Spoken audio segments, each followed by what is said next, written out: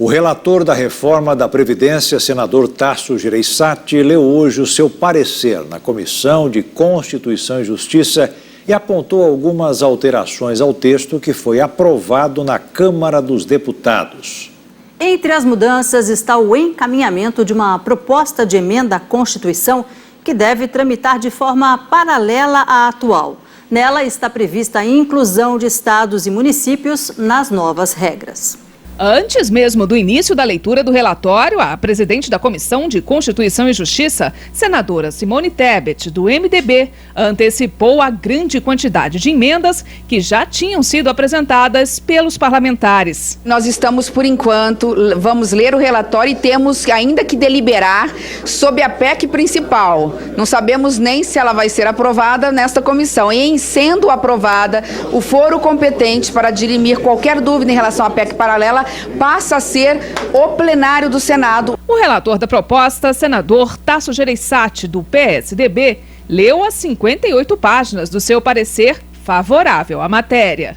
Resta claro desta introdução a análise da constitucionalidade da PEC que a Constituição não se coloca como obstáculo à reforma da Previdência. Ao contrário, ela exige a reforma para a concretização de variados direitos. Gereissati dividiu o relatório em duas partes. Na PEC da reforma da Previdência, aprovada na Câmara, o senador retirou alguns pontos do texto. Assim, a reforma não precisará voltar para nova votação dos deputados.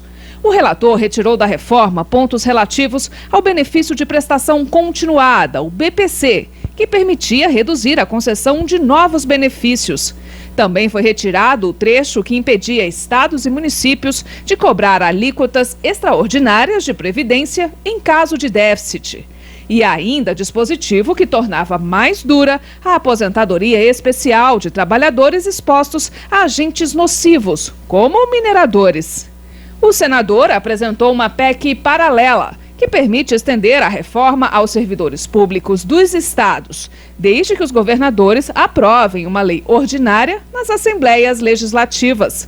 Em caso de aprovação, a reforma é automaticamente estendida aos municípios. Se um prefeito for contrário à lei estadual, terá 1 ano para aprovar na Câmara dos Vereadores uma lei para rejeitar a reforma.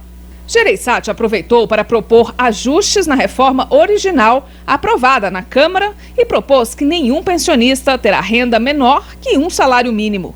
Assim, o relator aumentou o valor do benefício recebido por pensionistas com filhos menores de idade e acrescentou pelo menos 10% no valor da aposentadoria por incapacidade em caso de acidente de trabalho. O senador manteve a contribuição mínima de 15 anos para homens e mulheres, para quem já está ou irá ingressar no mercado de trabalho, e propôs reabrir o prazo para servidores federais optarem pelo regime de previdência complementar, o FUNPRESP. Para cobrir essas concessões, Tasso Gereissati apresentou novas fontes de arrecadação.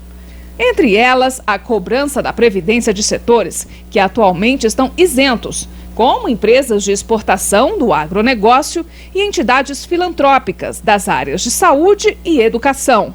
Continuariam isentas as santas casas e entidades que atuam na área assistencial. Além disso, também seria cobrada de empresas beneficiadas pelo Simples a parcela da contribuição previdenciária relativa a acidente de trabalho. Nas contas do relator, as novas concessões vão diminuir a economia em 95 bilhões de reais. Mas as novas fontes de receita podem gerar 155 bilhões, o que elevaria a economia final com a Previdência para 1 trilhão de reais pelos próximos 10 anos. Valor acima da previsão de reforma que veio da Câmara, que era de 933,5 bilhões. Além dos 350 bilhões de reais que serão economizados se for aprovada a extensão da reforma para os estados.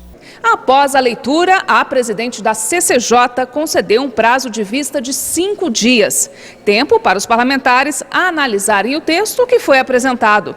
A proposta de emenda à Constituição, que muda as regras da aposentadoria, deverá ser votada aqui na comissão na próxima quarta-feira.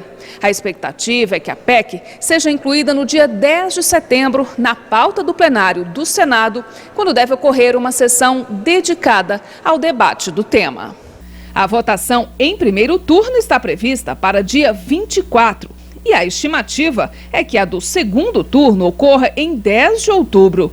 Para ser aprovada, a proposta precisa de ao menos 3/5 dos votos favoráveis, o equivalente a 49 senadores nas 2 rodadas de votação em plenário.